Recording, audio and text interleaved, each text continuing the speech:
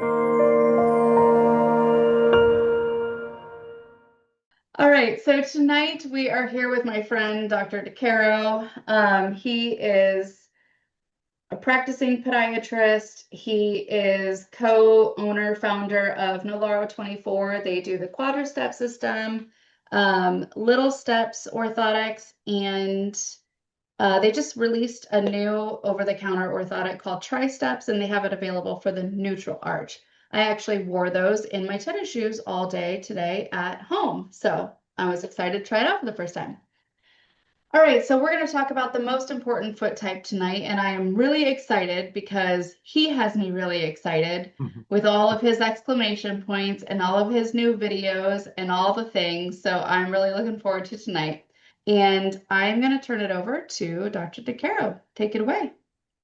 All right, excellent. Thank you, Anne. Let's get this up here. We'll make sure everyone can see this. I assume that we can. Anne, give me a head nod if you can see it. Good. Excellent. All right. Well, thank you all for being here. I was quite excited. I must have bothered Anne 4 or 5 times over the weekend about how excited I was, and she posted one of my texts to her about the excitement that I had. And the reason I'm excited is that this is the single most important foot type in the world in your practice overall. And it doesn't start when you're 45, it doesn't start when you're 65, it doesn't start when you're 35. It starts from the minute you walk. And so we're going to talk about the E foot type. I know Anne is going to attach the article that I've published on this called Evolution of the E foot type, and we'll have that available for everyone. But so this opening slide here, this just introduces myself. I'm Louis DeCaro. I practice in West Hatfield, Massachusetts. I'm president of the American College of Foot and Ankle Pediatrics. Been in practice for about 26 years. And this foot type creates all these things and more. And so many of my slides in this presentation are very involved. It's like the opposite of the way that you should lecture. But I figured that's this since this is put on YouTube, that people can go back and review and they can stop and they can take pictures, and they can watch things over and over again. So when you're looking at the slide, you can see just the myriad of things that this foot type can cause, which is the E foot type. So let's see here. Let's move forward. I want everyone to know that this is probably my 11th broadcast that I've done for Anne on podiatrymeetings.com. And so thank you. There's a huge library. If you like this lecture and you want to dig deeper into something, make sure that you go on the webinar recordings, or as she'll rebrand, the broadcast recordings, part of podiatrymeetings.com. And you can view any of my presentations that I've given if you haven't already. Let's see here. So today we're going to talk about the E foot type. The E foot type, as you can see, is one of 6 of the major categories of foot types that human beings have. This is based on a patent that we have on the 24 foot types.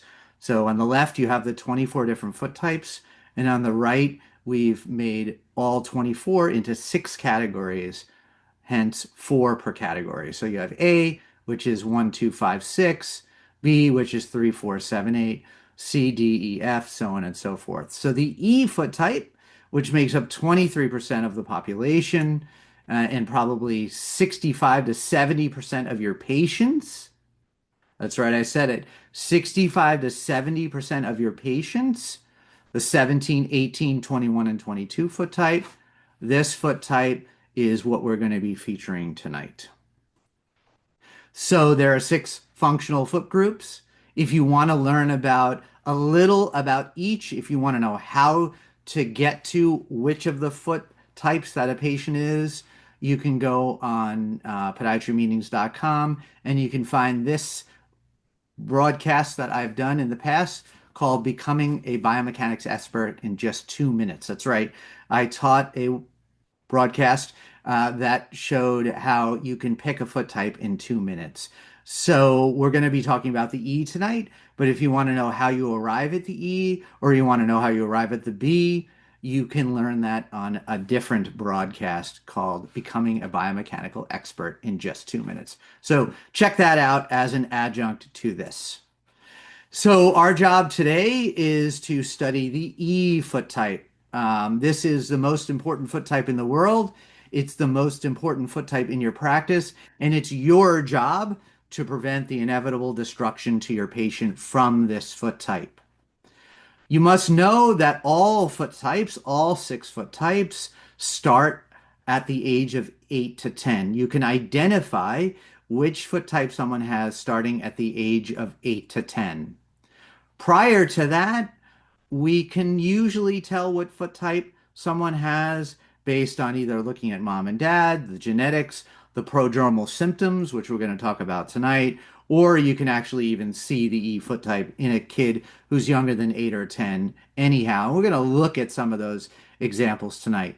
The E foot type is known as the abductovarus forefoot foot type. Let's go back to our 6 functional foot groups. The left column, ACE foot groups, denote the rear foot varus, and the BDF denote the rear foot valgus. So for those who are just beginning, the rear foot varus, the ACE, are the arched foot types, and the BDF, or the rear foot valgus, are the flat foot types. So being that the E is on the left side column, we're going to be looking at a foot that actually has an arch, once again, starting at the age of 8 or 10. The E is on the bottom row, and the bottom row are the foot types that have a forefoot varus. The middle row are the foot types that have a neutral forefoot, and the top row are the feet with a forefoot valgus. Getting back to what we're talking about tonight, the forefoot varus, that's basically when the medial column of your foot is up in the air relative to the lateral column. We'll show some pictures of that, definitely. When we foot typed and when we patented these foot types, we were able to define not only what the clinical symptoms were, which we're going to talk about tonight, what you as practicing physicians are going to need in an orthotic for your patients, but the forefoot alignment, the callus pattern, the foot progression angle, the tib fib rotation, the arch height, the abduction of the forefoot, and the heel alignment. So once again, the foot type, 8 to 10 years and older. However, once again, you can see it earlier. You either see it, prodromal symptom, and or you look at mom or dad. We call this foot type the runway model foot type. We actually have a name for each of the 6 foot types. So just kind of put that in the back of your mind, and we'll look at why it's called the runway model foot type in a minute. So here we go. So on the top left here, we notice a patient standing in resting calcaneal stance position. So basically just a standing, not trying to hold their foot in any position. And what you see in this foot type, you can't see it great in this picture, but you'll have to trust me, is that you'll have a small to a medium high arch. This patient, you can't see it, but they have a medium-sized arch. We actually watch this patient walk later in the presentation, and you see what we call a too many toes sign, meaning laterally, you see that crease on the outside, and you see the 4th and 5th toe. So on the top, an arch denotes that the patient is on the left side of that chart, ACE. And that too many toes sign, or that abducted foot type showing the 4th and 5th toe with that lateral crease, means that they're on the bottom row of the foot typing chart. Now below that picture is a really great picture. Every patient that I have standing in rested calcaneal stance position, I also have them put them in more of a neutral position. So they supinate their foot. And what you see in the E foot type is that the heel comes off the ground medially and the forefoot comes off the ground medially. This is more of the structure of the foot. And incidentally, these patients that come and see you often will define themselves as people who stand on line at the grocery store on the outside of their foot, or standing on the outside of their foot is more comfortable. Or I think we may see it in one of our videos tonight, but you'll watch them stand in resting calcaneal stance position, and they'll actually supinate their foot. They'll turn their foot out they'll grip their toes. That's just as a stabilization mechanism. And that's because that's the more natural way. That's the way I describe to patients as the bottom picture, the way their foot was screwed onto their leg. And because that foot was screwed onto the leg in a medial up position, the inside of the foot is up in the heel and the front of the foot. That, as we're going to see, is what creates the way we stand and the way we walk and all the destruction that comes with it throughout all the ages. So, this is a really nice illustration of how you see whether a patient has a forefoot varus and a rear foot varus as well by putting them in neutral position. Once again, you didn't even need to do that if you saw the top photo and you knew to look for the too many toe sign and the arch. So here we are again in the looking from the back of a patient. You can see that too many toes sign. The more too many toes, quote unquote, the more forefoot varus that there is. And when we think about forefoot varus, it's not fully the medial column. We're actually sort of ignoring the first ray because the first ray can either be pushed up, it can be flexible, or it can be plantar flex down. So we're not thinking about the first ray. We're thinking about the rest of the forefoot. We call it the runway model foot type because basically this patient lands on the lateral aspect of the heel. So on the outside of the heel, they land. As they move forward, they twist, and then they drop down onto the forefoot varus immediately. So they land, twist, drop down, land, twist, drop down. And we're going to watch a video on that in a second. And basically, that motion, that twist, that torque is what creates a lot of what we define as hip swagger. So you watch this patient walk, and their hips are kind of moving all over the place. They have a lot of swagger. And so it looks like they're on the catwalk and they're a runway model. And so that's where we get the term runway model. Now, runway model sounds like a really great term, sounds like a really sexy term, but that torque and twist and all that weakness that you see in the hips is all destructive to the patient throughout their life. And it's a very, very dangerous foot type. So this is a reminder to myself that men also can be runway models as well, not just women. So let's watch a video. Here we go. This is the foot type. You can already see it stopped. You can see this rear foot varus, and you can see the too many toes and the lateral creasing. And what we do when we watch this walk is watch the left foot. I think that's a better example. As the heel leaves the ground, it twists in, twists in, twists in. So the heel twists, heel twists. So you'll watch your patient walk, and you will see from the age of 8 or 10 and up, you will see them twist their heel. And one of the things that I like to do with my patients, 2 pointers when you're watching a patient walk. Pointer number 1, have them walk at a good speed. You'll notice that I have my patients walking at a good speed. I want to see this. I don't want them to try to walk slow so I can see something. And the second really important thing, and this is especially true if you specialize in kids like me, is that you want the parents to watch 1 foot at a time. It's hard enough to watch 1 foot at a time. Watching 2 feet at a time is very, very difficult. So you can describe this motion to the patients. So as you watch this patient walk, they're landing laterally on their heel, then they're pivoting off their fifth and in their forefoot, and they're dropping down, and that creates all that twist. And all that twist and all that torque is what is going to, you're going to see, create that chain reaction, and that's all the way up the body throughout life, from the moment we begin to walk to the moment we stop walking. So that's a really good example of an adult. And I put that in quotes because really it's 8 to 10 years and older. Now you can see this twist younger than 8 or 10. I see it all the time in my practice. In fact, most of my patients are younger than 8 or 10, and we can see it. But you surely can see it when you're looking at the parents who are inevitably with the child. Practice management tip that I've given many times before, I'll give it again. Make sure both parents come to the visit when they bring their kid in for a screening, so you can identify the genetics and you can also relate the trouble that the child may have to what the parent has already gone through. And there are a lot of examples here of this.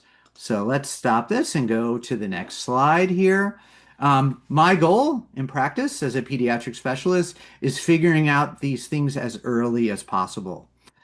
It's hard to figure out chicken or the egg when there's been 100 chickens and 100 eggs, 40, 50, 60 years old. The body is compensated and then compensated for the compensation. Um, it is true that you do not outgrow these issues from the beginning of life to later in life. You compensate for it, or you do something that your body adapts this to, so that causes the less pain or the less destruction on the body. But you don't outgrow this stuff. If you in toe walk, if you toe walk, if you toe out when you walk, the body will compensate for this somehow. And that's never a good thing. And so it's our job to figure out as early as possible what foot type is a patient, what symptoms are they getting, maybe even before we can identify their foot type, and what are we going to do to stop it in its tracks. It's never too early to treat, and the older the patient, the harder to treat. You've seen this slide 1,000 times. I put it up every single lecture I give. I will until I'm done lecturing. It's all about biomechanics, all about genetics. Who gave you those feet and who'd you give those feet to? Every single day, 10 times a day, I have parents bringing their kids.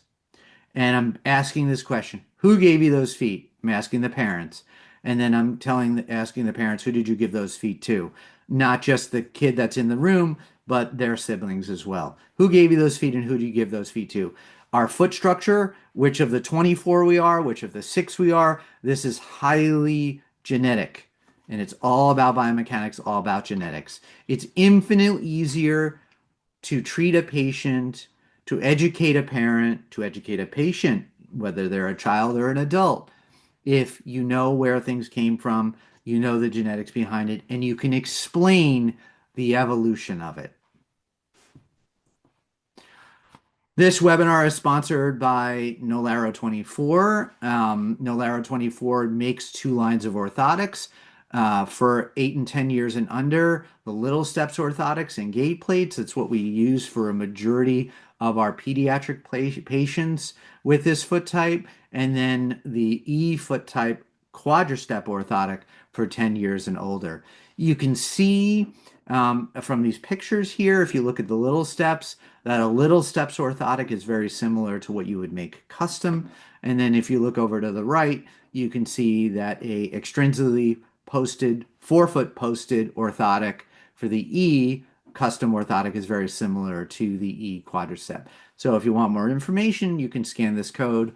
I'll put the code back up at the end, or you can email me. Let's get into our cases. This is why we came. So we're going to go over a bunch of ages and a bunch of cases, and I want to really drill this into you so that you know what to look for, you know how to treat, and you really know what you're doing, and you can do early prevention, early correction. This is a 1-year-old, significant flat feet, gross motor delay. This patient was referred by early intervention to me. The child had poor posture. They had a weak core. They stick out their tummy. This child is already a late walker and a topper, family history of connective tissue disorder. Sidebar, connective tissue disorder webinar that I just gave has already amazingly over 1,400 hits. It was one of my favorites I've ever gave. If you don't know enough about connective tissue disorders or connective tissue disorders run in your family, I encourage you to go to podiatrymeetings.com and check that one out. This patient was placed in little steps, and the patient took off. I mean, you can see the difference of a patient in little steps in their shoes and barefoot. Now, coincidentally, mom is an E. You can't see it, but she is. Her shoes are not off. History of plantar fasciitis, that's very common. And note the shoe choice. It's interesting. The E's, or the flexible flat foot E's, or the premature E's, whatever you want to call them, or the E's that are adults, they like flimsy shoes. Why? They like flimsy shoes because typically their foot is abducted, turned out, and a too rigid of a shoe is really encumbering to them. So you will notice not only a callus pattern and symptoms and a history of issues and a way they walk, but you'll also notice a pattern of the type of shoes they like to wear. Typically, these patients wear these really flimsy shoes. And you can even see in this top left picture, you can even see that Taylor's bunion of this young mom is already sort of trying to poke out. So if she wore a very rigid shoe without an orthotic, that would be really, really difficult for her. Let's go to the next slide. This is a 1-year-old again. You can even see in the 1-year-old some of that early lateral creasing there. Poor posture was sent in for poor posture. Didn't like to walk independently, wanted to cruise all over the place, just simply did not want to take off and just be free, hands free. 29-year-old mom, here we go. Look at this. You can see the too many toes sign. You can see the lateral crease. You can even see some of that arches in there. It's kind of a low to medium arch with a little bit of that medial shelving. Guess what? Mom had a history of terrible shin splints as a teen playing soccer. So already this child, we know, is on the path to being a clone of the mother. And you can even see mom's shoes on the left there. They are very flimsy, of course. Not flimsy once we got mom orthotics, but flimsy before orthotics because the foot and the way it twists and the way it abducts and all the movement and torque felt very encumbered by a rigid shoe. It's interesting. Patients will say to me, this is an adult patient, like this patient, for example, that, well, I'm concerned. I read your literature, and when you put people in orthotics, you get them a more kind of a sturdier shoe. And I'll give them examples in my literature, and I'll say, I don't like wearing those shoes. And I'll say, once you get the orthotics and we limit the motion, that's when you'll learn to appreciate those shoes because your foot won't be moving all over the place. Let's go to a next example here. 1-year-old son trips and falls all the time, clumsier than the other 4 siblings were. So using siblings on a comparable basis can be very, very powerful. It's interesting. Parents come in all the time and they're constantly sort of saying to me, well, my other 3 kids didn't do this, or my other kid didn't do this. And they feel sort of guilty because you're not supposed to compare your kids. But in the foot world, it's okay. So 1-year-old tripping and falling all the time. You can see that flexible flat foot, much clumsier than the other 4 siblings.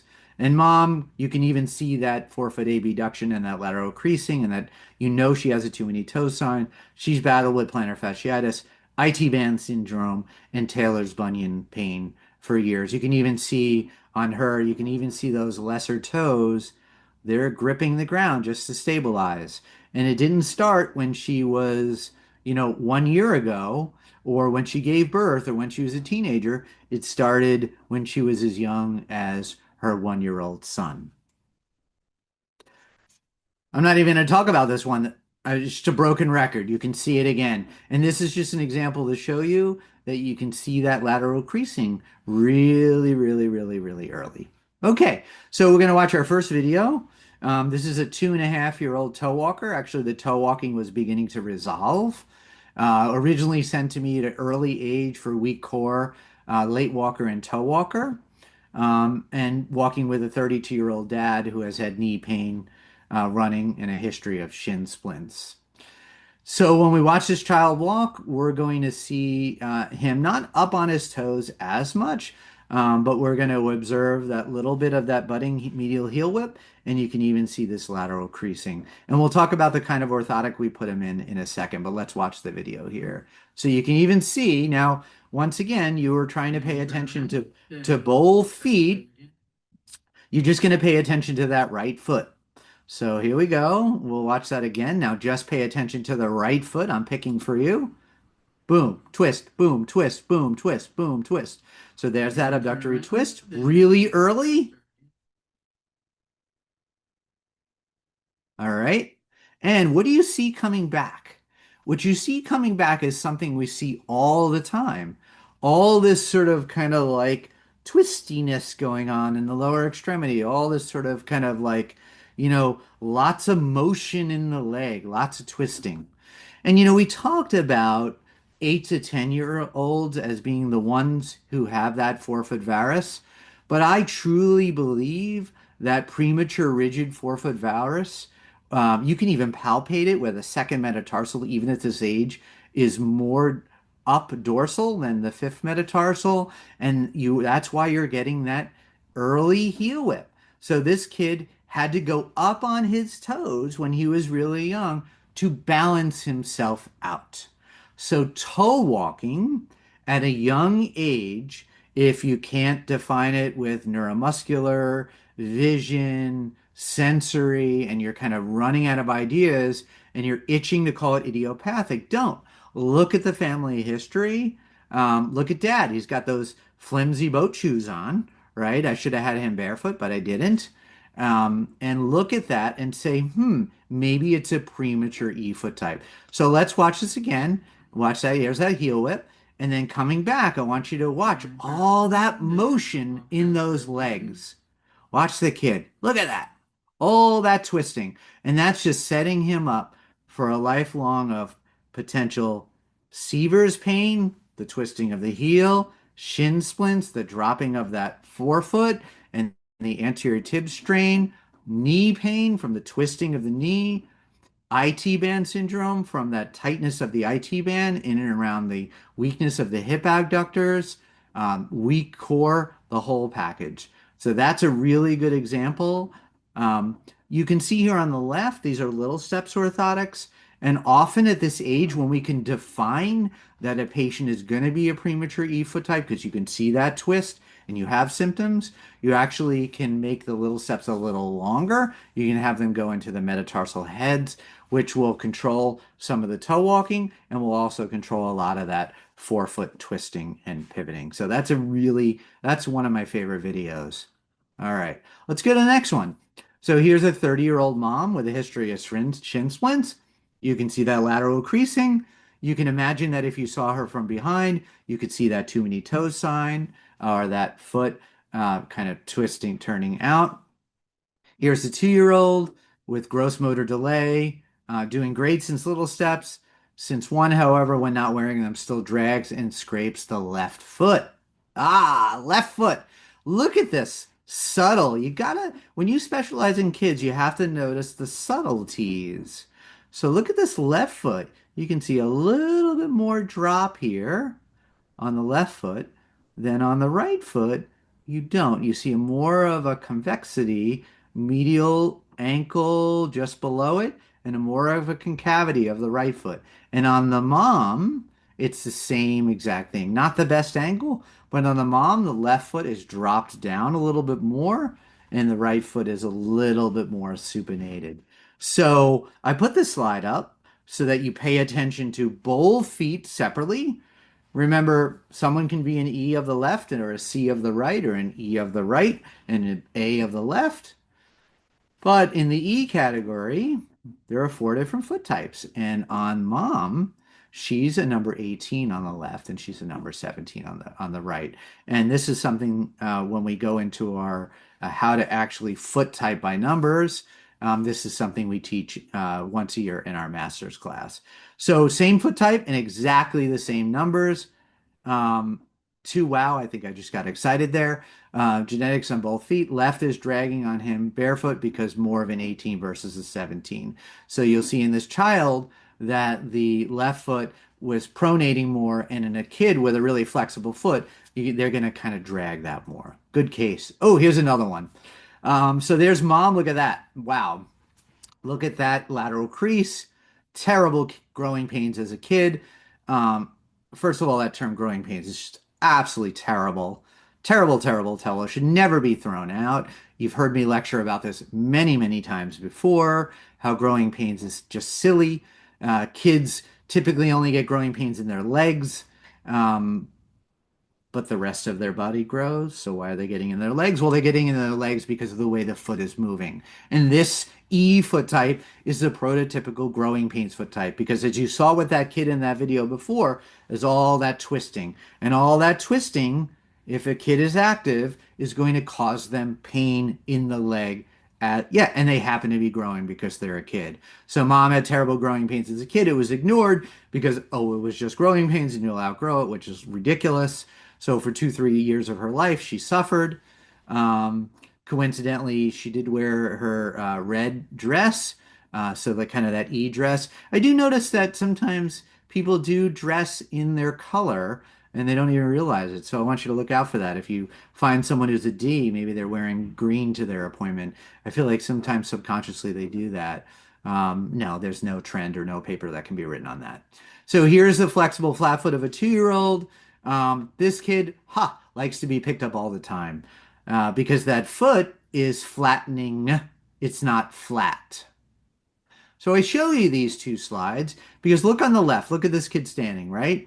Oh, this kid has a flat foot. Now look on the right. He's sitting in dad's lap. Interesting. There's an arch. So usually the kids with the highest arch sitting and move to the lowest arch standing, they have the most problems. And we call this the false flexible flat foot. False because it's not really flat. It's flattening, flexible because it's flexible, and flat foot because that's what it looks like. And in other words, we call this a premature E, and we've noticed that this is going to be mom's foot. And you can see that I can't see dad's, but I'm sure dad's probably an E too as well. So you want to protect this foot. You don't want this kid to have growing pains. And you know what? This kid will have growing pains because this is what an E foot type looks like at this age. And so I really wanted to show you this picture of how nice of an arch they are sitting and how flat they are standing. Here's some videos. Another video. This is a mom and a son walking. So let's talk about in-toe walking. So we said that at a young age that the E foot type can cause gross motor delay, endurance issues, meaning they want to be picked up all the time, poor posture, weak core, gross motor development. It can cause toe walking in order to balance out the child. But now we have a case of in-toe walking. So let's watch the video and then we'll talk about it. All right, here we go. Watch mom first.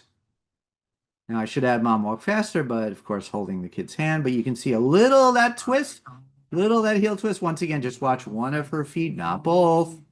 Twist, left foot twist, left foot twist. We're watching mom now, left foot twist. Sometimes you can actually see it when they're walking back at you. Better. Twist, twist. Okay, ooh, good. I sped them up. I really sped this kid up. I did it so that you could watch the mom. So watch mom's left foot twist, twist, twist. So you can see it. And you can see that, look at that. You can see that lateral creasing, that forefoot abduction. And look at the Dr. kid. DeCaro, Yes. you got so excited that we lost your screen share. Oh no. I So are we not staring right now? don't see anything. Does anybody else see anything? I Well, mean, I see our faces, which is great. Here we go. let's All reshare right, it. there you go. All right. I don't know when All right, we so let's show those let's videos with the same amount of enthusiasm. let's duplicate that. All right. Okay, so I assume no one saw this video. That's okay. You heard me describe it 10 times. So here we go. Let's watch mom's left foot. All right, guys, walk on down the hallway for me. Go. Here we go. So actually, hold up for a second. Okay. Let's watch the kid first because I have mom walking faster after. So let's watch the kid. Let's watch the in-toeing. Here we go. Watch the kid. Ready? In-toe, in-toe, in-toe. So you see that in-toeing? So that in-toeing happens not because of femoral anteversion, not because of tibial torsion. You can see those kneecaps are straight ahead, not because of metaductus, right?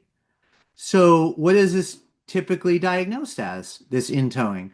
It's diagnosed as idiopathic in-toeing, or you'll outgrow it. You're not going to outgrow it. You're going to turn into mom. So why does this kid in-toe? So when you're this age, when you're 3, and you have that premature E foot type, meaning your foot basically is screwed on and you're standing, you're structurally on the, your medial column is up. Your foot is not able to twist, drop down, and turn out. Your foot actually flops in. it flops in because it's so flexible. So you can even see in this freeze frame here, that left foot of that child, you can see the medial column was lifted up. And then as it falls, see, you could see that was cool. I don't know if I could replicate that, but watch how it falls. It falls. The forefoot falls down. Okay, now we sped it up. Let's watch mom's left foot. Okay, watch her left foot. Twist, twist, twist. See that heel twist? Twist, twist, twist. Oh, and then you can see that that's a great picture right there. That lateral creasing in that 3-year-old already. So this is the same developing foot type. And it's interesting. This 3-year-old, you ready for this? When they get older, they're going to come to you when they're 9 or 10 and they're abducted. And I had a case one time where it was a 4-year-old or a 5-year-old, I can't remember, and they were in towing and the sibling was out towing. They both came in as patients together. They came in together and the mom's like, my kids have totally different feet. I'm like, your kids have the exact same feet. It's just a different age. So this kid on the left, the feet are so flexible, they're falling in as opposed to being able to twist out and drop down.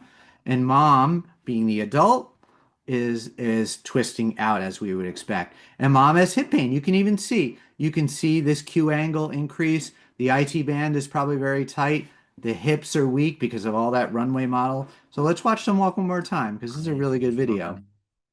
And you can pick whether you want to watch let's watch the kid walk first. You can see that forefoot falling in. So you eliminated all the reasons that they in toe except the structure of the foot. So there's the kid. Look at that. Look at that forefoot varus just pulling him in. And now we're going to watch mom because we're speeding them up. And boom, that twist, twist, twist, twist. All right, that's good stuff right there.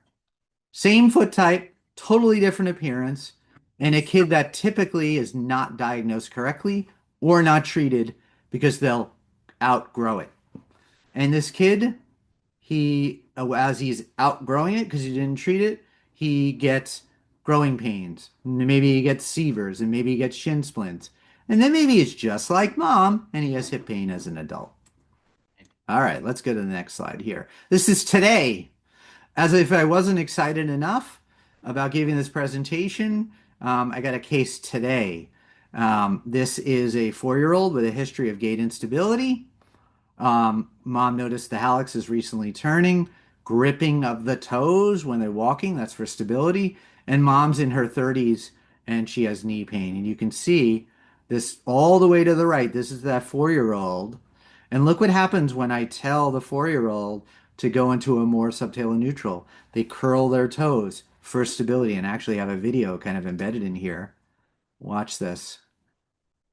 So I think I have them going up on their tippy toes to show you how high that arch is actually. So this is not a true flat foot. This is a 4-year-old with a false flexible flat foot. And because it's so, remember, the difference between this high arch going to all the way to this low arch, that's at this age what causes all that destruction. And that's why when this kid is twisting and dropping down, it's starting to affect already their hallux position. So they're curling their toes, they're hammering their toes. That's what mom noticed originally, that they were constantly doing this. And now it's starting to affect the hallux. So we're going to stop this in its track. You can see bottom left here. You can see that lateral creasing of mom. Trying to get her in as a patient because I can stop that knee pain. And then next to her is her 4-year-old son. Great case, great case. All right, let's go to the next one. Here's a 5-year-old in tower, history of delayed walking. Once again, premature rigid forefoot varus. Let's watch them walk. Okay. Okay, eventually we'll get to the walking part. Walk for me again, please. Okay, 5-year-old. Look at that. Falling down and in, falling in. At 8 or 10, they'll be going out. Look at that, falling in, that forefoot varus, that medial column is falling in. Okay, come on back. See this every day, day in and day out. And this patient is commonly misdiagnosed or underdiagnosed. People do not understand that this is the premature rigid forefoot varus showing itself.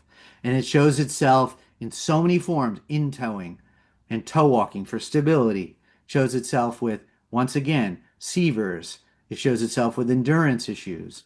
And so we made the little steps a little long to try to control that. We don't want to aggressively control the forefoot too much at this age, not until they're 8 or 10, but we control it just a little bit by giving them a little steps and making it a little longer. And you can see on the video on the right here. Okay, go for it. Go for it. Much straighter. Beautiful. All right, This kid's life is drastically improved. And this is the beauty of treating these kids. They're going to have better knees, better hips, everything. For me, please. That's a really great video there. All right, let's go to the next slide here. So under the age of 8 or 10, these are the little steps. You're taking this kid on the left and you're putting him in the little steps. You're controlling the heel. Please do not put kids in an orthotic or something that does not have a deep 30 millimeter heel cup depth. Give them a lateral clip to stop that abduction and give them a nice aggressive skive and arch support. So 8 to 10 years old, now that's when they start to develop that forefoot varus. So under 8 or 10, we were able to treat with the little steps because we're really just controlling the heel. But at 8 or 10, that's when those rows come in on the chart, and that's when the forefoot varus comes in. So under the age of 8 or 10, to control all those feet we saw, we really just want to capture the heel. That'll control it all. On 8 or 10 and over, the forefoot, now the varus, you have to control. So under 8 or 10, that forefoot varus, even if it's premature rigid forefoot varus, it's flexible enough. You don't need to control it. You can just control the heel with like a little steps or a deep UCBL. But now you see 8 or 10, this kid standing on the little steps doesn't look perfect. You have that, I've referred to this in the past in my pediatric lectures. I have that tweens lecture that you can look up in podiatry meetings. That ramping here, they don't look so good. So we put them in now at Quadra steps, which is the adult line, or in orthotic with forefoot posting. And look how beautiful they look. I mean, look at that. I mean, it's just like amazing when you know to make that conversion. So you've been treating this kid since he was just beginning to walk. You helped him walk, you helped him run, you helped him jump better. You eliminated growing pains. And now he's 8 or 10. And now, if you don't protect him, you may get severs, or you may get osgood slaughters, or you may get shin splints or knee pain. And that's what we're going to talk about. A lot of those things you need forefoot posting. So here we go. This is on the top here, my partner Roberta. This is a slide she shows. Can you pick out the E quad on the top right? See how this person is holding their foot up. That's what they do when they're standing there at the grocery store line or they're standing on line. They're holding their foot in, see this left picture here? That's more their neutral position. And in order to control this, you need either a Quadra steps that has extrinsically posted forefoot medially, or a custom orthotic, which is in the bottom middle. You can see that extrinsically posted forefoot. And you go from the bottom left picture, that abducted foot type, to that bottom right picture, same exact patient. And look what happens when you control that heel, and look what happens when you control that forefoot. It's so much better. It's amazing. Okay, so 10-year-old. History, chief complaint, shin splints and severs. Oh my goodness. Prior history of growing pain. Go walk for me. Look at this. Holy cow. Look at that lateral crease. Hey, turn around. Look at that twist. Look at that leg motion. Look at those knees. And walk again. Look at, just keep looking at it. This kid his life is changed with the right orthotic. You know how many of these kids are out there? There's so many of them out there. He had growing pains for 2 years. It was ignored. He has shin splints now. Severs. The E foot type is the Severs foot type. Period. You put them in the right orthotic, the Severs goes away. Watch him walk. All right, my friend, go walk for me. There we go. 10 years old. Look at all that twist already. Holy cow. All right, turn around, come on back. I want you to revisit this webinar, and I want you faster. to broadcast, and I want you to just keep watching this video over and over again. Come on back. And when you speed this up, like a soccer player, you see the legs are flailing all over the place on the field. So parents will often bring this kid in, and they'll say, my kid looks like his legs are all over the place running. And you can go to a soccer game and you can see these kids without their shoes and socks off. Look at the picture on the right. I have them in subtalar neutral. Look, the toes are gripping. Look at that nice arch. And look at that forefoot off the ground immediately. Classic case. Just this foot type at this age, I could just see this all day and stay busy. 9-year-old, 29-year-old mom. Look at this. Look at this kid on the left. Lateral creasing, too many toe sign. Severs. It could very well be Osgood Slaughter. Same thing. The Osgood Slaughter's foot type, E foot type. Mom, look at that. Tibial stress fractures as a teen. I can't tell you how many adults have told me that they were either casted or they had to sit out seasons or they were told that they were overactive. Look at that lateral creasing. The more too many toes sign, the more twist on the lower extremity, and the more you're going to get these destructive things like really bad shin splints or tibial stress fractures and so on and so forth. This is a classic case. Like this apple fell right underneath the tree to this child. I mean, this is just a classic photo. When you get these kids in your office, they should bring their parents with them, and everyone takes their shoes and socks off. If you don't see any kids now, tomorrow, every one of these people on the right that you see, you're going to ask them if they have kids, and they're going to bring their kids in, and you're going to look for this. And you're going to think about that first slide that I put up, those million pictures. You think about, does this kid who is going to have their adult foot type like their parent, have they gone through some of these symptoms, and will they? And you know what? They will. This is a super common foot type. 23% of the population, and like I said, over 60%, I bet you, of your patients. Amazing. Okay, look at this. Oh, you're going to like this one. Look at this. 16-year-old. All right, this is a 13-year-old Oh. with a hip 13, sorry. right knee, Typo. hip issue. Oh, look at that. I drew the X's on the frontal plane of the patellar. Stance position. Watch, ready? They're going to supinate. Watch the knee when they see. Oh, do I do it? Let's see. It's a long video. Forefoot abduction. Yeah, there you go. Forefoot abduction. Nice. Mid-tarsal collapse. Yeah, mid-tarsal And collapse. the classic 1822 foot type turnaround. Yep. Okay. Well, I like this video. Now she's going to go into subtalar neutral stance. Yeah, watch. Oh my goodness, look at the knees. Look at the knees. Look how straight they are. Look at that. Knees turn in, up again. Oh my goodness. Beautiful. The destructive nature of this foot type on the knees. Look at the gripping of the toes. Okay, ready? Now you're ready to be blown away? Watch the video. Look at that twist. Medial heel whip on the way back. Be able to see the torsion come on back, of her right knee more than her left. Look at those kneecaps. That's all from forefoot varus. That's all from the E foot type. Flexible foot type. You post that forefoot, you change this girl's life. Come on back. Good thing she's 13. We changed her life after 13, not 16. Makes me feel better. Let's watch that video one more time, because there's a lot to look at. Sorry, Ann, this is going to be your first 2-hour webinar broadcast. Oh, maybe broadcast are 2 hours plus. No, I'm only kidding. Look at that. Wow. This could be an hour, just these two videos. All right, let's go to the next one. Go. Okay. Oh, look at this. This is great. I love this slide. So imagine in your head you have a foot that is a knee, right? So medial column's up in the ground.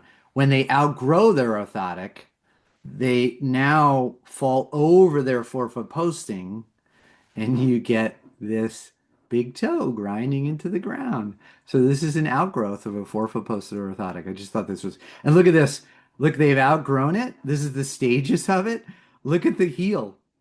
So because the forefoot is not being controlled, look at the torsion of the heel. You know, these adults want to know why they have crusty heels.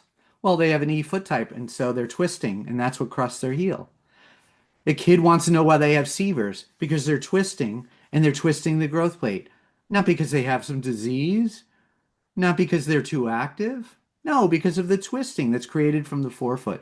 So this right one here, this big toe, so the forefoot post, then they grow a little bit, and they fall over that forefoot post, and they come down, and that allows the pivot to begin again. Great slide. So there's the E. Medial heel whip.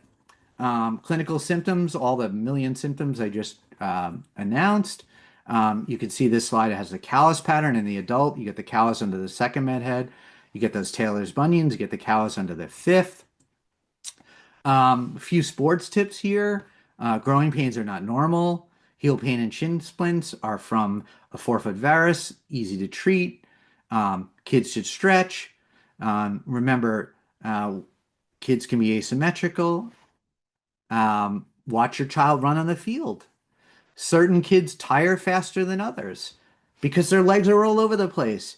If your child has poor endurance and they're in good shape, and then you watch them run and their legs are all over the place, well, there you go. Problem solved. Bring them to a podiatrist who specializes in this and let's get them done. Picking out cleats. Want to make sure we always pick out boys' cleats, never girls' cleats. Girls' cleats are terrible cleats. And you can read some of the other ones. Look at this 1-year-old in an Elsa Anna. I can never remember which one. If it's Elsa, shoot me a heart. If it's Anna, shoot me a thumbs up. Okay, I don't see any reactions. Oh, good, Elsa. Okay, excellent. The aging E, yeah, I mean, I treat little feet, but this is what happens when you don't treat little feet. This is, it just breaks down basically. Look at that bottom right picture, all those calluses. You can avoid all of that stuff. So you can observe all this stuff. Look at the wear of the shoes. Look, bottom left here, these shoes wearing on the lateral column. They pitch their shoes out. Foot concerns, you can read these. Let's go to shoe features. We want ideally a straight shoe. We want a neutral stability shoe. Look here. Here's the E, medium to medium low arch, internally rotated tibia or abducted forefoot, medial heel whip. We looked at that. Second and fifth callousing. This is in the later. Here are some good shoes. The Ghost Max, the Glycerin, the Hoka, New Balance 1540, 880, 1080, Saucony Echelon. Those are really nice shoes. You can rewatch this and you can take screenshots of all three of the slides that I just showed you on shoes. Some really good shoe information.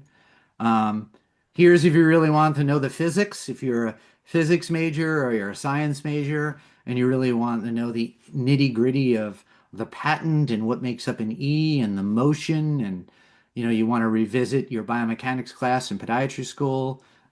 Here are some of the facts. You can take a screenshot of this. This is what happens, the physics and the biomechanics of what happens with this foot type. I want to thank you again, sponsoring Nolaro for sponsoring this, makers of Little Steps for kids under 8 or 10, the gait plates for the in-towers, and then the Quadra steps over the age of 8 or 10. And you can scan that code and get more information. Here's my treatment room. Everyone should have these posters up. Everyone should have Little Steps and Quadra steps ready to go. And everyone should have plenty of room for the whole family to come to the visit. This is my website, DeCaro Podiatry. Only cute feet allowed on the website. You can go on there. You can foot type yourself. You can send your patients to get foot typed. Lots of handouts. Every patient that I see gets a handout. Every patient that I see now, since we've done so many videos, and gets a link to a video and a homework assignment. And this video is going to be a homework assignment to thousands of patients. And then here's a reminder that kids grow up fast. So only 7 years ago, here we got little Gus on the left here with my little kids, and I thought they were so old at the time. And now we got Guido. He's doubled in size since his picture 2 months ago, but we got him. And look how much bigger the kids got. They don't stop growing, and you gotta get them while it's early. So any questions now, you can email me. And I'll give you my cell phone. You can text me. We can go over cases. You can come to our ACFAT meetings. I'm going to be lecturing at SAM, and a little plug for the SAM seminar. I'll be walking around the New York seminar. You can come find me there. And I know I ran a little bit long, but I don't know how long you want to do questions, but I'm here till the cows come home if you want. Let's do it. I took an Adderall a little later this evening, so I'm good until 2 or 3. So let's go. Okay. What about leg length discrepancy, right to left? Hmm. Yeah. So leg length discrepancy is a huge problem. The earlier you note leg length discrepancy, the more you can functionally correct it. When I graduated residency 26 years ago, we used to use lifts all the time. Now that we're seeing patients a lot earlier, we're controlling the foundation with orthotics, and then we're sending them to PTs who specialize in functional limb length correction, meaning correcting the muscles that are weak on one side or the muscles that are tight on the other, which is causing the imbalance. Most limb length discrepancies start out functionally. They don't start out where like the tibia is way longer on one side versus the other. They start out where because of the way we move, the functional nature changes, and that's what creates the limb length discrepancy. So get them early. For premature FF, I'm guessing that's forefoot, varus, do you use gait plates or longer little steps? Longer little steps. So gait plates, good question. You use for metaductus, internal tibial torsion, femoral anteversion, whether it's structural or functional, but purely forefoot, you will increase the little steps up one size, and you're usually golden. If it's a really premature rigid forefoot, sometimes we'll post a little earlier than 8 or 10. We don't like to, and usually we don't actually need to because by making the little steps a little longer and really controlling that heel cup, that 30 millimeter depth heel cup, we can accomplish so much of that in towing. Yeah, great question. What about genu valgum and genu varum? Mhm. How do you pronounce that? Yeah, Genu? genu valgum or genu varum. So, and a knock-kneed patient is genu valgum, and kind of a bow-legged patient would be a genu varum. So, what's the question? Oh, what about it? It just says what about? Ooh, So what like about it? That what sounds like a about? let's do a webinar on it. I mean, that's an hour discussion. What causes it? So, Bob, great question. If you have a specific question about a patient, email me and we can talk about it. But that one, that's a loaded one, so a little too open-ended. But I love the question and email me if you want to get more specific. I'm writing that down for one of our upcoming webinar Excellent. topics. Okay. And you'll be an For an expert at adult with pronouncing it by then.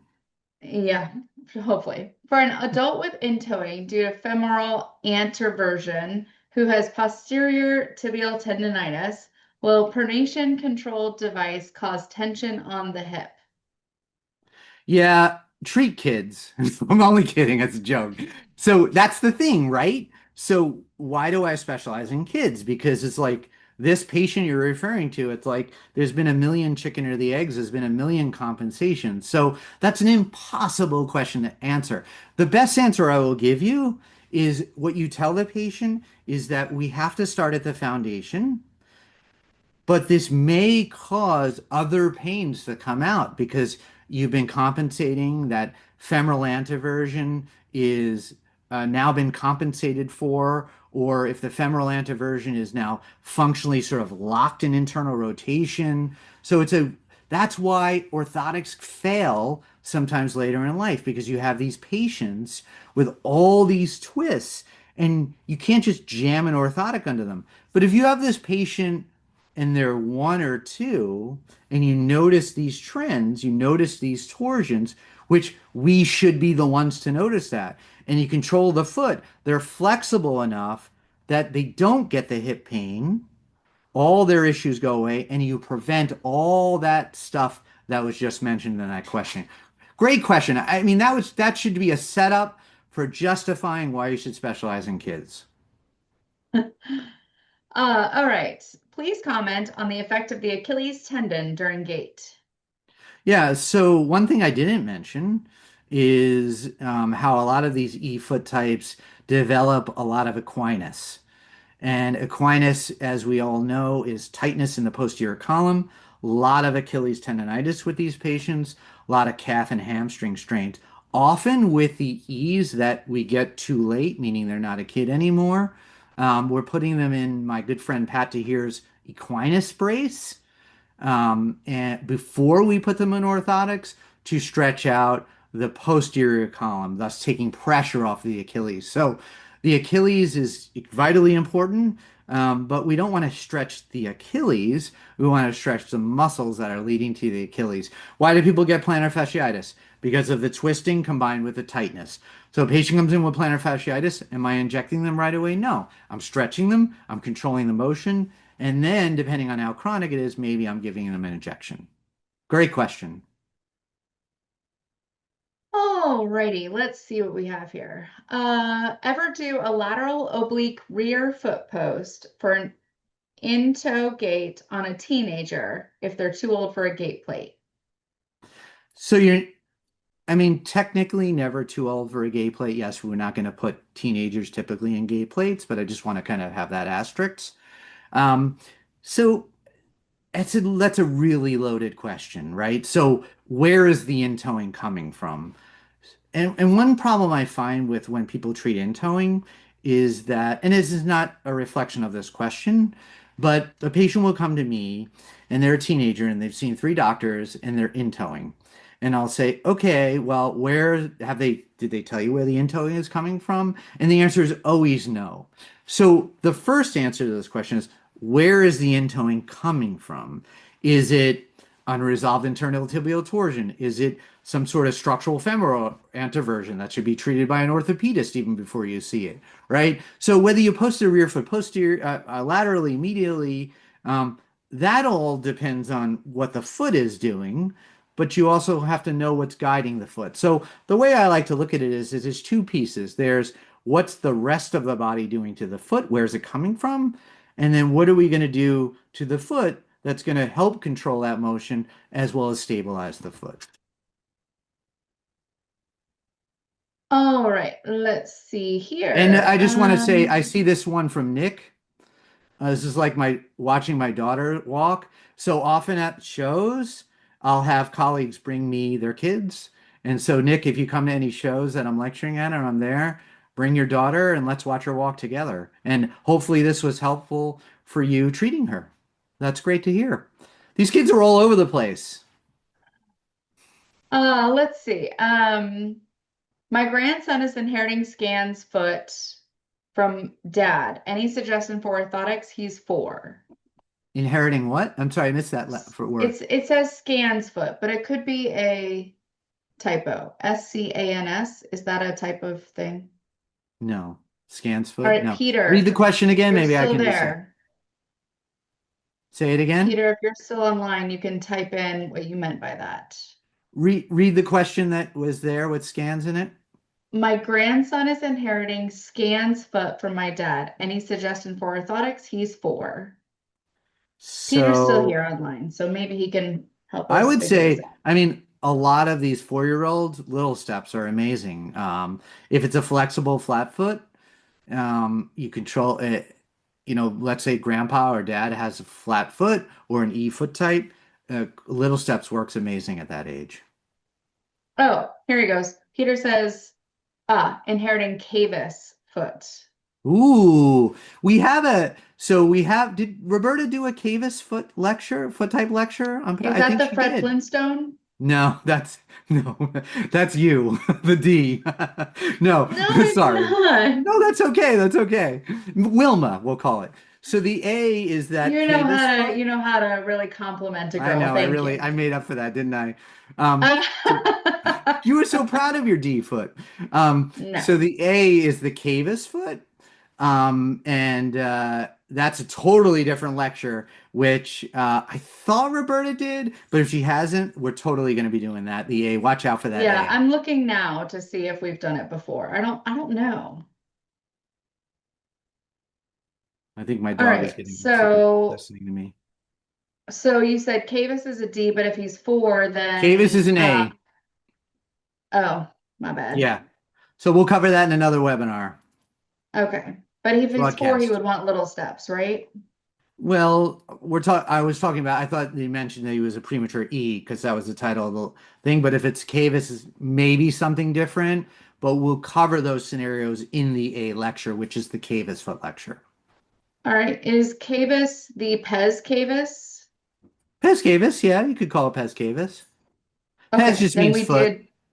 we did do a webinar. Oh, there you go. Watch the Pez Cavis webinar. It's Roberta does a great job. Broadcast. I'm sorry. You did such a great job saying broadcast, and here I am bringing I back the tried. I boring tried. webinar. Tried. I forgot it midway, but I tried. All right. I put Dr. DeCaro's email address in the chat, so you can copy it there. I'm putting it in there again, so it's in your chat. I also put in the evolution of the E-type article in the beginning of the chat. I'm putting it in again, so you'll be able to find it easily.